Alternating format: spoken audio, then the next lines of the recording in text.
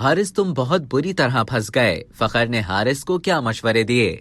Pakistan cricket team के खिलाड़ी मुखालिफ टीमों के खिलाफ मैच जीतने के लिए ग्राउंड के अंदर एक दूसरे को मशवरे देते हैं, लेकिन अब निकाह और शादी के वक्त भी कौमी क्रिकेटर्स नई जिंदगी शुरू करने वाले साथी खिलाड़ी को मशवरे देते नजर आ रहे हैं। पाकिस्तान टीम के ओपनिंग बैटर फखर जमान ने फास्ट बॉलर हारिस रऊफ को निकाह की मुबारकबाद देते हुए मशवरा दिया है कि बस जैसे हो वैसे ही रहना और भाभी के सामने ज्यादा बड़ी बड़ी नहीं मारना।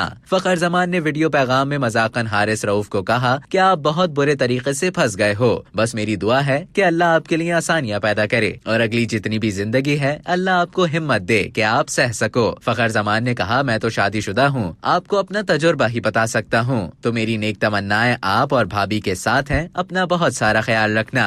फखर जमान ने हारिस रऊफ से निकाह की तकरीब में शिरकत न करने पर माजरत की और कहा कि आपको पता है मैंने कहाँ जाना था आज, मेरी बहुत सारी दुआएं आपके साथ हैं। इसके अलावा दीगर खिलाड़ियों ने भी हारिस रऊफ को मुबारकबाद दी है। अब तक के लिए इतना ही।